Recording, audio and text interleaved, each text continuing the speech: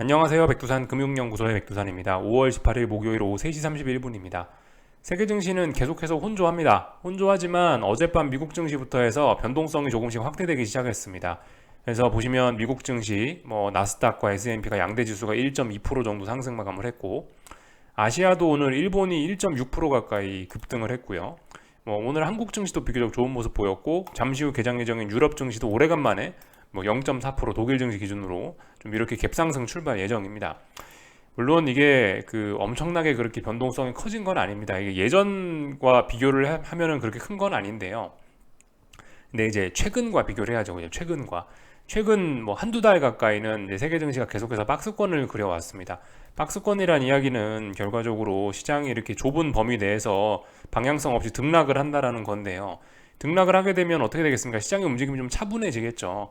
최근에 몇 달 동안 이렇게 차분했던 움직임을 고려했을 때 지금 1% 정도 세계 증시가 이렇게 움직이는 거는, 주요 지수들이 이렇게 움직이는 거는, 이거는 이제 급등락이라고 표현을 할 수가 있습니다. 급등급락이다라고 표현을 할 수 있을 거예요. 그래서 아무튼 이제 세계 증시가 어젯밤부터 미국 증시를 시작으로 해서 변동성을 확대시키기 시작했는데, 이제 좀 잘 봐야 될, 좀 집중해야 될 필요가 있긴 하겠죠, 그죠? 물론 아직은 박스권입니다. 아직은 박스권 돌파 착하고 붕괴되거나 그런 거 아니고 아직은 박스권이긴 한데요. 이 박스권에서 지금 변동성을 확대시키고 있다라는 거는 조만간 이제 무슨 어떤 큰 변화가 나타날 수 있다라는 징조로 해석이 될 수 있기 때문에 우리가 좀 집중해야 될 필요가 있겠습니다. 그래서 기존 보유자 어떤 그 기존 포지션 보유자분들 같은 경우는 어쨌든 계속해서 들고 가면 되는 거고, 만약에 현금을 들고 계셨다, 나는 지금 현금을 들고 주식시장을 관찰하고 있었다 하시는 분들은 조만간 이제 그 현금을 사용할 기회가 오지 않을까라고 해서 좀 긴장을 해야 될 필요가 있는 거죠. 여러분들 다 아시다시피 이런 변동성 확대라는 게 여러 가지 숨겨진 의미를 가질 수가 있습니다. 변동성이 갑자기 박스권에서 변동성이 확대가 된다라는 거는 방향성이 위로 가거나 아니면 아래로 가거나 이런 게 이제 조만간 결정이 될 수 있다라는 신호일 수 있기 때문에 집중을 해야 된다는 거죠, 그죠? 그래서 지금 중요한 때가 왔다라는 겁니다. 물론 이제 이렇게 생각을 해볼 필요가 있습니다. 지난 1분기, 올해 1분기 내내 증시는 강세를 보였고 거의 두 달 내내 사실 박스권이었습니다. 그러면서 어떤 기간 조정을 좀 했다라고 볼 수가 있을 거고, 그래서 이제 그냥 논리적으로만 생각을 하고 어떤 정석적인 차원에서 말씀을 드리면은, 이런 상황에서 이제 변동성이 확대가 되고 있는 것도, 그리고 지금 변동성이 확대되면서 아래로 가는 건 아니잖아요. 그죠? 위로 가고 있잖아요. 위로 가고 있다라는 거는 분명히 이런 박스권을 위쪽으로 졸업을 하고, 이제 1분기 동안 달렸던 피로감을 다 풀고 다시 이제 상승장이 시작되겠구나라는 거를 이렇게 해석을 하는 게 일단은 정석적이고 보편적인 관점입니다. 그렇지만 이거는 어디까지나 정석적이고 보편적인 관점인 거고, 세상 일은 정석적이나 꼭 보편적인 그런 경로로만 가지는 않는 경우가 많죠, 그죠? 예를 들어 생각을 해보면 러시아와 우크라이나 전쟁, 러시아가 이렇게 힘들어하고 있을지 누가 알았겠어요, 그죠? 전쟁은 일주일 만에 끝나고 러시아가 압승을 거둘 것이다라고 모두 예상을 했죠. 그런 것처럼 비유를 드린 건데, 하여튼 세상 일은 길고 짧은 건 돼봐야 된다. 아무튼 중요한 건 이 자리에서 일단 변동성이 확대가 되기는 시작한 것 같고, 그렇다면 이제 조만간 위로 올라가든지 아래로 내려가든지 이 박스권이 이제 조만간 끝날 수 있다라는 신호다라는 걸로 받아들여야 된다라는 거고요. 어쨌든 정석적인 관점은 이건 일단 더 올라가는 게 더 맞다라고 보는 게, 그런 뷰가 어떤 정석적인 관점이긴 합니다. 이 정도를 일단 말씀드리면 될 것 같아요. 그래서 일단 시장이 환호를 하고 있는데, 지금 시장이 환호를 하고 있었던 주된 재료로 활용이 된 것은 이 바이든의 어떤 부채 한도 협상은 잘 해결될 것이다라는 그 한마디였죠. 아무튼 바이든의 파워가 세긴 센 모양입니다. 그래서 일단 그런 재료를 갖고 시장이 이렇게 움직이고 있는데요. 그렇지만 이제 우리가 잘 생각을 해봐야 되는 건, 아직 해결된 건 없다. 부채 한도 협상 타결됐습니까? 안 됐죠. 바이든은 파워르장처럼 그런 사람은 아니죠. 바이든은 어디까지나 정치인에 불과하죠. 이 공화당과 민주당 협상 해봐야 아는 겁니다. 이것도 해봐야 아는 거고, 이것도 어쨌든 불확실성으로 남아 있는 거고, 은행 위기 끝난 거 아닙니다, 그죠? 또 그리고 그 와중에 잔잔한 인플레 우려 이런 것도 있는 거고, 여전히 어떤 위기들은 계속되고 있고, 어제 보여드렸던 자료와 같이 이 경기 침체나 경기 둔화가 진행 중에도 이런 주식시장의 랠리는 얼마든지 예전에도 많이 있어 왔다라는 거 우리가 제가 어제 데이터로 보여드리기도 했습니다. 지금 아직까지는 이제 어떻게 될지 모른다. 정석적으로는 이제 시장이 위로 올라가려고 한다는 걸로 보는 게 맞는데 이게 이제 정석대로 흘러갈지 아니면은 세상에 큰일이 날지는 이제 길고 짧은 건 돼봐야 된다. 이렇게 일단 이야기를 해드릴 수 있을 것 같아요. 그래서 이제 오늘 있었던 일들 그냥 간단하게 이제 뭐 차트 흐름 정도만 좀 체크를 하자면요. 일단 하나씩 좀 볼게요. 중국 증시, 일본 증시부터 보겠습니다. 일본 증시가 요즘 제일 탄력이 좋거든요. 예, 일본 증시 어떻습니까? 급등을 했습니다. 누가 봐도 급등이죠. 네. 한동안 좀 차분차분하게 이렇게 상승의 기울기는 이렇게 저점과 저점 연결하시면 되는데 저점과 저점을 이렇게 연결하고 있는데 슬슬 이제 이 기울기가 엄청나게 가팔라진 거를 보실 수가 있겠습니다. 3단으로 현재 가팔라진 상황이고요. 단기적으로. 자, 그렇게 해서 어디까지 갔냐면은 이제 역사적인 고점 자리까지 왔습니다. 이 자리가 어디냐면은 2020년 2월 또 그리고 2020년 한 7월, 8월쯤에 만들어놨던 굉장히 무거운 고점 자리입니다. 의심을 해봐야 되겠죠, 그죠? 이렇게 무거운 역사적인 저점까지 지금 일본 네가 좋은 점이 뭐가 있다고 여기까지 이렇게 올라올 수 있는지 우리는 아무튼 의심을 해볼 필요가 있겠습니다. 제가 뭐 일본의 뭐 어떤 경제 상황에 대해서 솔직히 뭐 저는 잘 자신이 없는 상황이라 저는 뭐 솔직히 잘 모른다는 입장이라서요. 일본 증시가 뭐 어떻기 때문에 어떻게 돼야 된다 뭐 그런 이야기는 못 드리겠는데 단순히 이제 어떤 일본 이 니케이 지수를 기술적인 측면에서만 바라보자면은 이런 거는 충분히 하방 베팅 생각해 볼 수 있는 고려할 수 있는 그런 자리입니다. 왜냐면 무거운 저항이잖아요, 그죠? 무거운 저항에 그냥 올라왔습니까? 이 더군다나 이 몇 년 이 자리가 몇 년을 못 넘던 자리예요. 근데 이걸 이렇게 넘어갈 수 있을까? 우리 한번 충분히 이런 점에 대해서 의심을 가지고 아래쪽으로 베팅은 해볼 수 있는 그런 절호의 찬스이긴 합니다. 물론 여기서 음봉 같은 게 좀 나온 다음에 좀 움직이는 게 가장 좋을 거라는 생각은 드는데요. 아무튼 지금 이런 거를 우리는 있는 그대로 받아들이긴 좀 그렇죠. 그죠? 말씀드렸다시피 그렇게 세상 일이 정석적으로만 흘러가면 러시아가 우크라이나를 지금 벌써 이겼겠죠. 그죠? 이런 식으로 생각해 보실 필요는 있겠다라는 거. 그래서 일단 기술적으로 굉장히 어떤 중요한 자리까지 왔습니다. 아래쪽으로 충분히 해볼 만한 그런 타이밍이긴 해요. 기술적인 측면에서 봤을 때 뭐 다른 건 모르겠고 일단 기술적인 측면에서 봤을 땐 충분히 고려해 볼 수 있는 자리다라는 거 말씀을 좀 드려봤고요. 그리고 이 유럽 증시는 오늘 보니까 0.3% 정도 일단 갭상승 출발 예정인데요. 이 정도면 아마 돌파 안착일 겁니다. 아마 거의 그죠? 아직은 아닌 것 같은데 지금 차트가 지금 좀 이상한 건가 어쩐 건가 잘 모르겠는데 일단 아마 지금 세계 증시가 어제부터 해갖고 미국 증시 변동성 확대되고 오늘 아시아도 좀 변동성 확대되고 이런 꼴로 봤을 때 유럽 증시도 아마 그래서 레벨업을 시도하려고 하지 않을까 싶어요.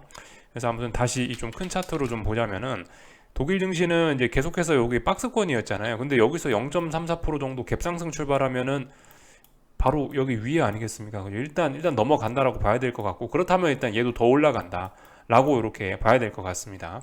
물론 이제 안착할지 안 할지는 모르겠는데 일단 그렇게 볼 수 있겠다라는 거. 그렇다면은 이제 이것도 일본 증시와 비슷한 타이밍으로 이것도 일본 증시와 비슷하게 생각을 할 수가 있겠는데요. 여기가 이제 독일 증시 21년 겨울에 만들어놨던 이 전고점 자리입니다. 여기 이런 자리 22년 1월 21년 겨울 22년 겨울 하여튼 말이 좀 꼬이네요. 21년에서 22년 넘어가는 그 겨울에 이런 전고점을 만들어 놨었는데 이제 이 자리가 매우 중요한 자리가 될 텐데 이 자리에 지금 거의 다 왔죠. 그래서 일단 상승을 더 하긴 하려고 하는 것 같은데 위쪽에 일단 굉장히 무거운 역사적 고점이라는 자리가 있다. 이거 어떻게 할 것이냐 이런 부분에 관해서도 좀 생각을 해봐야 될 것 같습니다. 뭐 일본보다 뭐 조금 더 유럽에 관해서는 뭐 할 말은 좀 많긴 하지만은 뭐 일단 이런 것도 뭐 아래쪽으로 볼 수 있는 생각 정도는 할 수 있는데 아직까지 그것도 아닙니다. 근데 아직까지 그 타이밍도 좀 빠르다라고 생각을 해요. 만약에 이제 아래쪽으로 보고 싶으면 일본 증시처럼 일단 목표치 열려 있지 않습니까? 위에까지 충분히 일단 기다리는 시간이 좀 필요할 것 같고요. 아무튼 뭐 그렇다라는 거. 당장은 일단 올라갈 것 같다. 일단 이렇게 볼 수가 있겠습니다. 아직까지는 의미 있는 매도세 이런 게 보이지 않았기 때문에 조심해야 됩니다. 다만 이제 일본 증시, 뭐 독일 증시 이랬던 그 한동안 지금 잘 나가던 친구들이 역사적인 고점 부근에 와 있다라는 거 우리가 좀 잘 봐야 되겠습니다. 하여튼 지금 그래서 전반적으로 지금 뭐 일본, 뭐 독일 이렇게 봤는데 역사적인 고점 부근에 와 있다. 이거 어떻게 그죠? 이런 상황에서 지금 세계 증시가 변동성을 확대시키려고 하고 있으니 어떤 신호일지는 진짜 길고 짧은 거를 대봐야지 알 수 있겠죠. 그리고 뭐 계속 말씀드리지만 지금 일본, 독일과 비슷하게 이건 애플인데요. 어떻게 하다 보니까 이야기 순서가 좀 거꾸로 가긴 하는데 애플도 지금 보시면 사실상 이제 역사적 고점 부근까지는 아직 안 왔지만 그래도 거의 뭐 역사적 고점을 의식할 만한 그런 자리라는 말입니다. 그렇기 때문에 지금 이런 상황에서 세계 증시가 변동성을 확대시키는 거 굉장히 좀 의심의 눈초리로 볼 필요가 있긴 있습니다. 이런 점들 좀 우리가 좀 주목을 해야 될 것 같습니다. 그래서 아무튼 아시아 증시, 뭐 세계 증시 흐름 살펴보다가 여기까지 넘어왔는데 그래서 다시 뭐 중국 보자면은 근데 중국은 아직 맥빠지게도 계속해서 박스권 안에 머물러 있습니다. 그래서 특별히 할 말은 없네요. 박스권, 뭐 요렇게도 박스권, 저렇게도 박스권 답답한 구간 하나 있습니다. 다만 이제 중국은 재미있는 게 위안화가 변동성을 확대시키고 있다는 점이 좀 독특합니다. 위안화가 변동성을 확대시키고 있는 요인에는 뭐 여러 가지가 있긴 있겠지만 뭐 지난주라 해야 되나 이번 주라 해야 되나 하여튼 여러 가지 경제 지표들이 발표가 됐는데 중국 경기 부진 뭐 이런 이야기들을 좀 할 만했죠. 그래서 실제로 원자재들 뭐 구리라든가 뭐 국제유가라든가 이런 것들이 좀 영향을 받기도 했고요. 그래서 이 보시면은 환율은 좀 영향을 많이 받는 것 같긴 합니다. 또 그리고 뭐 최근에 이 미국 금리가 올라가고 있는 것도 다시 미국의 긴축 우려가 조금씩 나오고 있는 것도 이런 거에 일부 영향을 미치지 않을까 싶긴 합니다. 물론 주식시장은 반영하지 않지만 이제 달러와 금리 뭐 이런 쪽에선 충분히 그런 자그마한 긴축 우려도 반영을 하고 있기 때문에 그죠? 그런 부분을 우리가 좀 생각을 해볼 필요가 있겠습니다. 그런저런 이유들로 인해서 위안화가 7위안을 훌쩍 돌파한 차겠습니다. 이거 좀 잘 생각해 볼 문제이긴 한데요. 세계 증시가 위쪽으로 올라감과 동시에 위안화 강세, 그러니까 위안화가 아래쪽으로 내려와야 되는데 왜 올라가냐? 이거 우리가 좀 수상하게 봐야 되는 포인트를 할 수 있겠죠. 그리고 이제 이거와 더불어서 달러 인덱스도 요즘에 올라가고 있는 것도 그것도 좀 냄새나는 점들이고 하여튼 뭐 여러 가지 좀 의심스러운 점들이 뭐 많이 있죠, 그죠? 하여튼 이런 거 좀 중요한 포인트인 것 같습니다. 하여튼 그래서 위안화 이야기하다가 지금 좀 이야기가 샜는데 하여튼 이제 중요한 7위안은 돌파한착을 하긴 했고요. 다만 이제 그 7위안 돌파한착하고 나서 뭐 모릅니다. 뭐 다시 뭐 7위안 이렇게 지지력 테스트를 하면서 이렇게 뭐 나이키 모양 그리면서 이렇게 올라갈 수도 있는 거고 아니면 뭐 다이렉트로 올라갈 수도 있고 뭐 그런 뭐 그 여러 가지 가능성들은 있긴 있는데 아무튼 이 중요한 거는 일단 위쪽에 저항은 없다는 겁니다. 위쪽에 저항은 없어요. 보시다시피 중국 위안화는 움직였다면 시원시원하게 움직이는 경향이 있습니다. 이거 일봉인데요. 답답하면 한없이 답답하고요. 랠리를 할 거면 한없이 시원하고 랠리를 할 거면 한없이 이렇게 시원하게 움직입니다. 한동안 답답했고요. 위쪽으로 일단 방향성은 명확히 정했고요. 상승 추세로 전환됐죠. 이 상황에서 위쪽에 저항은 없단 말입니다. 그러니까 이거 어떻게 될지는 잘 모른다. 다만 이제 위쪽에 저항이 없으니까 뭐 7위안을 다시 확인할지 어쩔지 모르겠지만 뭐 확인을 하든 어쨌든 간에 앞으로는 좀 이 흐름이 일단 좀 일단 그 위안화가 위쪽으로 올라가는 흐름을 막을 만한 요소는 일단 별로 없어 보인다. 이렇게 볼 수가 있겠습니다. 지난번에 보세요. 한 7.2부터 해갖고 7까지 시원하게 떨어졌잖아요. 아무런 지지선도 없이 시원하게 떨어졌잖아요. 결과적으로 여기 아무런 저항이 없는 겁니다. 올라갈 때도 시원할 수 있다. 더군다나 위안화가 올라가는 거는 이거는 주로 이제 세계에 안 좋은 뭐 중국이나 뭐 세계에 안 좋은 일이 생겨서 올라가는 거기 때문에 올라가는 건 더욱더 탄력적으로 올라갈 수도 있는 거죠. 만약에 그죠? 만약 그런 일이 생긴다면요. 그래서 그런 것들도 좀 고려해 볼 필요는 있겠습니다. 그래서 굉장히 좀 굉장히 그래도 좀 수상하다. 세계적으로 움직임들이요. 지금 굉장히 중요한 타이밍이 아니냐. 뭐 이런 이야기를 강조해서 말씀드리고 있죠. 그래서 뭐 하여튼 한동안은 제가 이제 계속해서 답답합니다. 박스권이네요. 횡보합니다. 뭐 힘없이 말씀드렸지만 아무튼 조금 좀 우리가 집중해야 될 타이밍이 온 게 아닌가 라는 이야기를 좀 해봤습니다. 여러 가지 흐름들을 보면서요. 그죠? 지금 역사적인 고점 부근에 있는 게 지금 그 뭐뭐 있어요. 그래서 지금까지 이야기했던 거 약간 좀 정리를 하자면은 독일 증시 역사적인 고점, 일본 증시 역사적인 고점, 애플 역사적인 고점, 또 뭐 변동성을 확대시키고 레벨업된 위안화, 뭐 이런 점들은 굉장히 이제 수상한 점들이라고 할 수 있을 겁니다. 반면에 이제 주식시장 지수 그 주식시장 지수의 움직임 자체만 보면 사실 굉장히 건전하죠, 그죠? 굉장히 위쪽으로 오랫동안 어떤 기간 조정을 잘했고 위쪽으로 잘 올라가는 이 증시의 지수 모습이나 이런 것들은 사실 굉장히 건전해 보인다라고 할 수 있겠습니다. 뭐 이런 점들 복합적으로 한번 생각들을 해보세요. 저도 답은 어떻게 될지 모르겠지만, 예, 하여튼 뭐 저는 이런 의심스러운 점에 계속해서 조금 더 주목을 하고 있는 뭐 그런 상황입니다. 그래서 이제 뭐 해외 이야기는 한 것 같고 한국 증시를 이제 좀 살펴보겠습니다. 한국 증시는 오늘 한국 증시도 그래요. 한국 증시도 오늘 이제 변동성을 좀 확대를 시켰습니다. 어떤 점에서 이제 그러냐면 일단 코스피를 좀 먼저 보자면 이 329를 돌파 한착을 했죠. 그리고 한 1% 정도 올랐습니다. 이 평상시에 1% 오르는 건 아무것도 아니지만 지금은 말씀드렸다시피 한 몇 달 동안 답답했었기 때문에 1% 오르는 게 급등한 거죠. 그죠? 그렇게도 볼 수 있어요. 급등한 거라 볼 수 있습니다. 그러면서 이제 오늘 무슨 일들이 있었냐? 시작부터 강력한 매수세가 등장했고 하루 종일 강하게 저렇게 강세를 보여줬기 때문에 뭐 거의 원웨이 상승이다. 이렇게 이야기를 할 수 있습니다. 원웨이 상승을 하면서 풋옵션에는 이제 참사가 발생을 했고 반토막 이런 참사가 발생을 했고 그리고 이 콜옵션들은 뭐 보시다시피 이렇게 뭐 대박까지는 아닌데 뭐 한 그만큼 한 뭐 4, 50% 정도 되는 그런 시세를 줬습니다. 그래서 오래간만에 뭐 박스권 답답했던 구간치고는 좀 시세를 줬어요. 이렇게 하다 보니까 이제 무슨 일들이 일어났냐? 그 뭐 보시다시피 변동성 지수들이 이렇게 그 상승 마감을 했다라는 거죠. 이거 굉장히 좀 이례적인 좀 보기 힘든 그런 상황이죠, 그죠? 근데 아무튼 이런 모습 우리가 한두 번 본 건 아닙니다.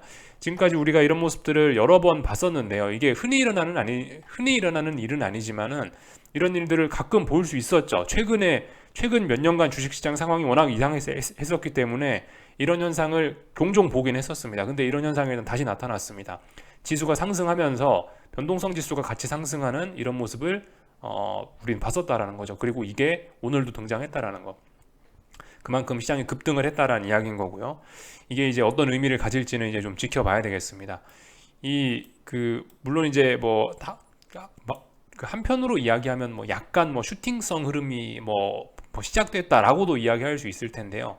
이런 상황에서는 아무튼 좀 주의를 하셔야 될 게 나는 꼭지점 잡겠다라는 생각을 아무튼 절대 하시면 안 됩니다. 아래쪽을 보시든 뭐 위쪽을 보시는 분이든 뭐 나는 뭐 내가 가지고 있는 주식을 최고점에 팔겠어 이러면서 오늘 딱 팔고 이런 거는 좀 위험할 수 있다라는 거죠. 이런 거는 그런 건 별로 바람직하지 않다라는 거죠.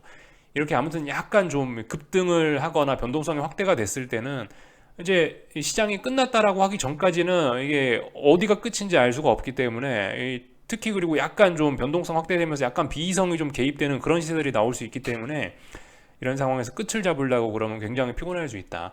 하여튼 푹 쉬다가 뭐 내가 주식을 들고 있든 뭐 아니면 하방으로 뭐 베팅을 하고 싶든 현금을 뭐 어떻게 하고 싶든 간에 일단 양봉이 나오고 있으니까 일단 가만히 계시고 음봉이 나오거나 하락 마감을 하면 이제 그때부터 그걸 신호로 해서 일단 움직이면 될 겁니다.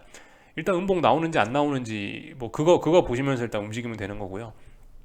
다만 하여튼 지금 굉장히 중요한 순간일 수 있습니다. 그죠? 그런 점들 좀 생각을 해봐야 되겠어요. 그래서 좀 자세한 이야기를 좀 드려보자면은 사실 제가 이제 329라는 자리를 좀 선물을 굉장히 중요하게 일단 말씀을 드리고 있었습니다. 왜냐하면 어차피 329 아래에서 지금까지 여유롭게 아래쪽에서 이렇게 머물고 있었고 329라는 자리는 여기 직전 고점이기 때문에 의미가 있었기 때문에 329가 어떤 중요한 자리라고 말씀을 드렸는데 사실 뭐 조금 이제 돌파 한착 살짝 하고 있으니까 조금 이제 좀 더 자세히 좀 이야기를 해드리자면은 사실 엄밀히 따지면 아마 뭐 여러분들도 다 뭐 보시긴 보셨을 텐데요. 지금 코스피는 뭐 물론 329가 이 직전 고점으로 중요한 자리임에 틀림은 없지만은 그럼에도 불구하고 코스피 선물 지수는 자세히 보시면 300이라는 자리를 더 소중하게 여기고 있는 걸 이렇게 알 수가 있습니다. 실질적으로는요, 그죠? 실질적으로는 329가 직전 고점으로서 중요한 의미를 가지지만 실질적으로 이 코스피 선물은 300이라는 자리에 의미를 더 뒀다. 투자자들은요. 실제 매매하시는 분들은 300이라는 자리에 의미를 뒀다. 왜 그러냐? 보통 사람들 라운드 넘버 좋아하잖아요. 뒷자리 땡땡 뭐 10, 20, 30 이런 자리 깔끔하게 뒷자리 끝나는 거 좋아하잖아요. 그러니까 300이라는 자리를 어떤 매매 기준으로 삼은 것 같고, 그래서 300이라는 자리가 어떤 실질적인 사실 박스권의 상단 혹은 실질적인 그런 저항이 되긴 됐습니다. 그래서 오늘 뭐 일단 329는 돌파한 차겠지만 결과적으로 330에 일단 걸린 꼴이 되긴 됐고요.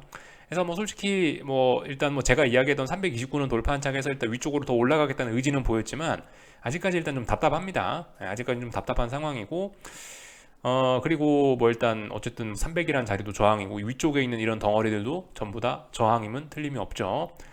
그렇기 때문에 아무튼 우린 그 머리 위에 이런 저항이 있음을 일단 알아야 되는 거고, 300이라는 자리도 저항이다라는 걸 일단 알아야 되겠습니다.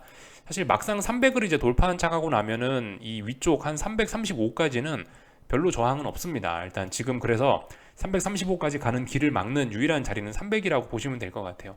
300 돌파한 차 가면 이제 335까지는 이제 그냥 뭐 고속도로 뚫렸다, 위쪽으로 쭉 열려 있다 보시면 될 것 같습니다. 그래서 아무튼 이런 상황이고요. 그래서 그 일단 뭐 이렇게 됐으니까 더 올라갈 수 있다, 일단 이렇게 봐주시면 될 것 같습니다. 다만 그 말씀드렸다시피 변동성이 확대가 되고 있는데, 이게 그 아침에 말씀드렸던 것처럼 변동성이 어디서 확대되느냐에 따라서 해석도 달라져야 된다, 뭐 이런 이야기를 드렸는데요. 한국 증시는 결과적으로 지가 더 올라가고 싶으면 여기 335를 넘어가야 이제 뭐 시원하게 어떻게 되겠죠. 뭐 물론 코스피가 지금 상승 추세입니다. 요렇게 고점과 고점 높아지고 요렇게 저점과 저점 높아지니까 상승 추세 맞는데요. 근데 이제 결과적으로 이번에 335 여기 못 넘어가면은 다시 쌍고점 나오면서 또 꺾일 수도 있는 거란 말입니다. 그렇기 때문에 335란 자리가 가지는 의미가 사실 굉장히 좀 중요하게 되는데, 지금 선물 330이죠. 여기서 변동성 확대시켜가지고 335까지 가면은 뭐 그저 계속해서 말씀드리는 게, 여기 가서 잘해야지 335를 넘어가야 될 거 아니냐. 그러니까 그 335가 무거운 저항인데 여기를 넘어가고 싶으면 여기 부근에서 잘해야지, 여기서 잘하면 뭐하냐라는 이야기를 계속해서 드리고 있죠. 지금 여기서 이제 힘을 쓰기 시작했습니다. 과연 이게 어떻게 미래에 어떤 그림이 그려질지 일단 뭐 잘은 모르겠지만, 일단 뭐 지금 답답한 매물대에 갇혀 있는 상황에서 이런 상황에서 변동성을 확대시키려 그런다.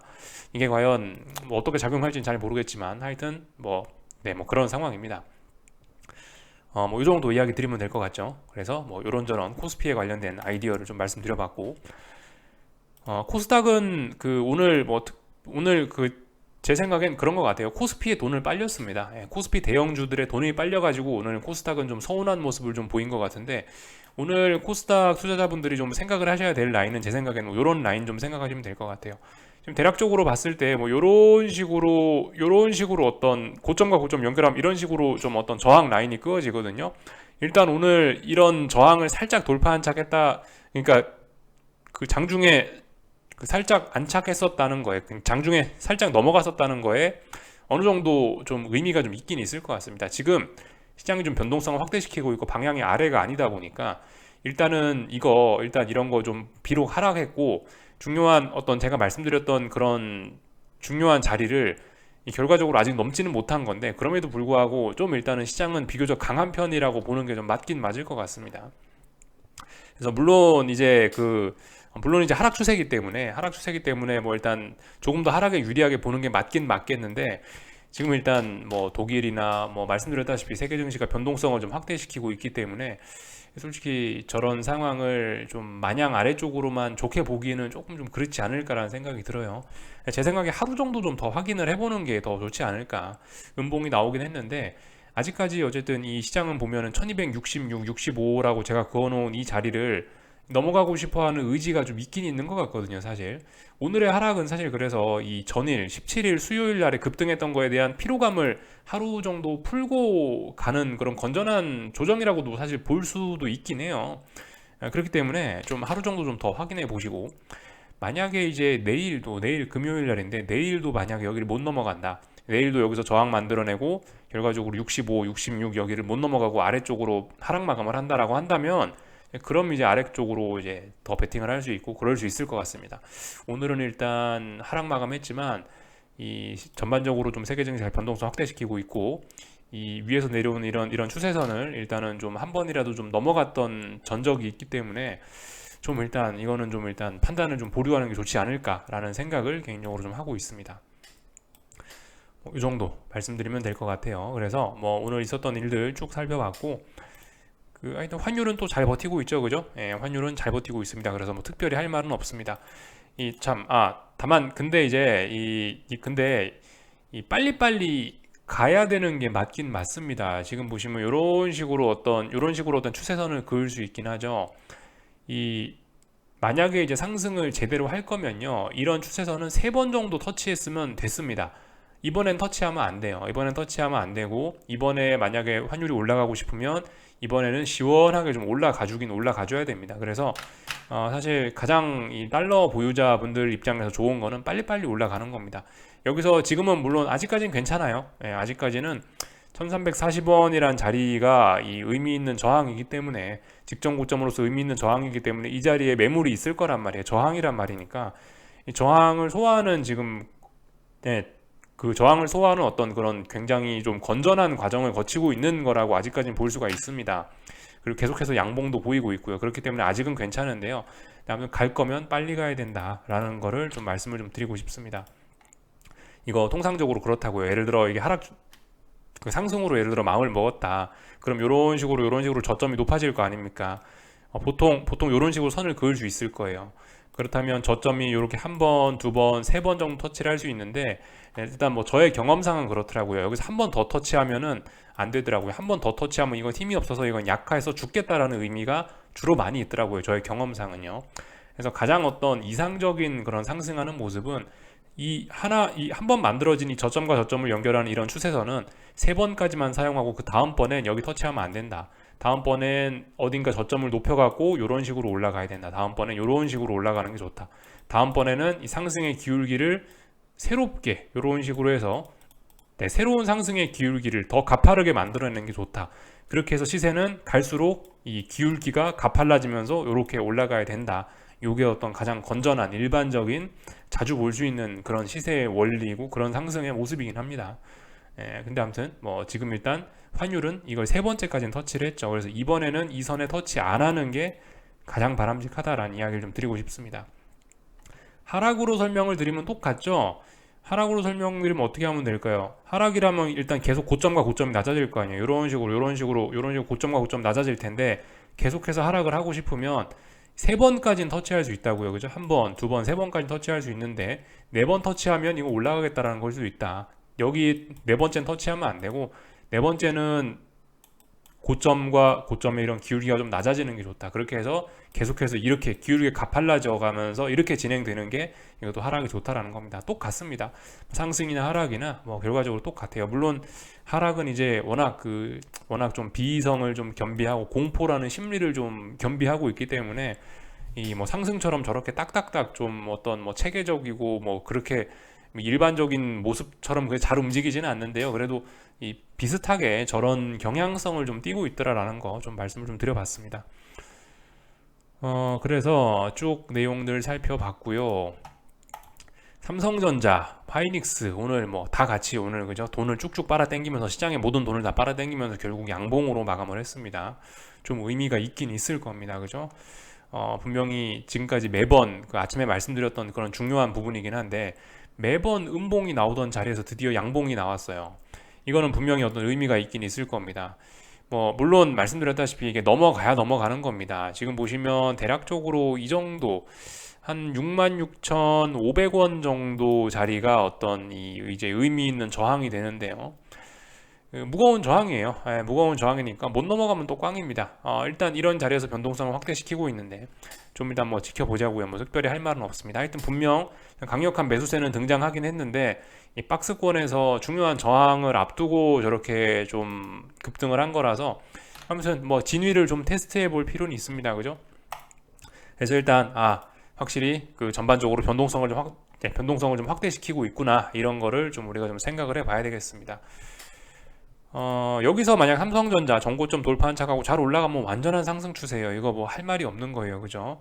그 지난번에 말씀드렸던 것처럼 여기 64,800원 800원 900원 이 자리를 넘어가면서부터 레벨업이 된 거고, 근데 이제 이번에 못 갔었단 말이죠. 가야 될 때 못 가서 하락으로서의 전환 가능성도 있었는데, 다시 오래간만에 양봉을 보이면서 이 박스권을 안착하려고 하는 이런 모습이 보이니까 하여튼 지금 굉장히 중요한 자리라고 볼 수가 있겠습니다. 넘어가면 이제 뭐 완전한 상승 추세고, 아래쪽으로는 이제 뭐 더 이상 뭐 볼 수 있는 근거가 없어질 수 있습니다. 하여튼 뭐 물론 지금 이렇게 변동성 확대시키고 있는 게 뭐 물론 뭐 속임수일 수도 있기 때문에 뭐 지금 상황에서는 기뻐하거나 뭐 슬퍼하거나 그럴 것도 없이 그냥 차분하게 지켜보시면 되고, 하여튼 뭐 그렇습니다. 그냥 뭐 지켜보자. 예. 근데 분명히 변동성 확대되는 건 어떤 중요한 예고 신호일 수 있으니 우리가 집중하고 잘 관찰해야 된다. 앞으로는 더욱더 집중해야 될 필요가 있다. 이 정도 말씀드리면 될 것 같고요. 에코프로 친구들도 사실 좀 그렇습니다. 뭐 일단 뭐 제가 말씀드린 그런 중요한 저항 부근에 와서 음봉과 하락을 하면서 네, 음봉과 이렇게 하락 마감을 하면서 이렇게 좀 비리비리한 모습들을 보여주고 있기는 한데, 일단 세계 증시 분위기가 지금 일단 전반적으로 좀 급등을 이어나가려 한단 말이죠. 그렇다면 얘도 한 번 더 이렇게 뚫고 올라올 수도 있지 않을까라는 걸 좀 우리는 의심을 해봐야 될 것 같아요. 아시다시피 뭐 테슬라라든가 2차 전지라든가 이런 것도 이 세계 증시에서 좀 제법 영향력을 발휘하는 한 섹터이기 때문에 얘도 2차 전지잖아요. 그죠? 그렇기 때문에 좀 집중을 해야 될 필요가 있다.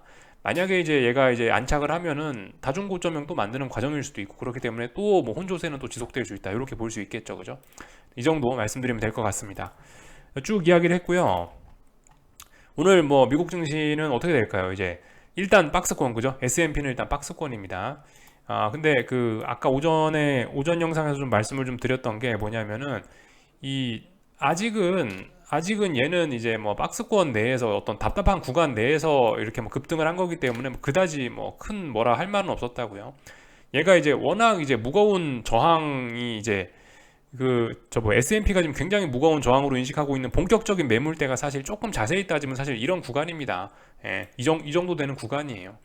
지금 여기 이게 이제 워낙 오랜 박스권을 여기 2달 가까이를 박스권을 거치다 보니까 지금 이 좁은 구간 안에서도 사실 그 지지와 저항 매물대들이 좀 층층이 좀 나눠진 그런 경향이 있는데, 어제 나름 1% 정도 좀 많이 오르면서 일단 뭐 올라갈 수 있는 자연스러운 자리까지는 올라왔어요. 근데 이제 어제 종가가 한 1400, 아니 저기죠, 4170 정도 되는데 4170부터는 또 이제 본격적인 또 진짜 무거운 저항이단 말이죠. 그러니까 이제 뭐 잘할 거면 여기서부터 잘하면 됩니다. S&P는요. 하여튼 그래서 S&P는 박스권인데 이제 본격적인 박스권 상단, 진짜 무거운 박스권 상단을 좀 만난 상황인 거고, 나스닥도 뭐 아시다시피 이제 뭐 물론 상승 목표치는 더 남았습니다. 앞으로 한 뭐 1% 정도, 한 0.8에서 1% 정도는 뭐 더 오를 수 있을 것 같아요. 왜냐하면 작년 8월에 만들어놨던 전고점 자리가 있기 때문에 이 자리까지는 한 0.8에서 1% 정도 되는데 남은 상승률이요. 그 정도까지는 일단 충분히 오를 수 있다. 또 그리고 뭐 보시면 볼린저 밴드 찍고 올라갈 가능성도 충분히 있는 거죠. 그죠? 하여튼 그래서 지금 뭐 나스닥은 뭐 굉장히 강한 상승 추세 잘 보여주고 있고 잘 올라가고 있습니다. 뭐 그렇기 때문에 지금 아무리 저거 뭐 저항이 저기 있으니까 난 저기서 하방을, 아직까지는 뭐 그런 거 안 하시는 게 좋을 것 같아요. 다만 이제 그런 의심만 가지고 있고 뭐 예를 들어 뭐 저처럼 이제 현금을 가지고 계신 분들은 이제 좀 입맛을 다져볼 수 있는 또 다시 또 그런 타이밍이 아닌가 싶습니다.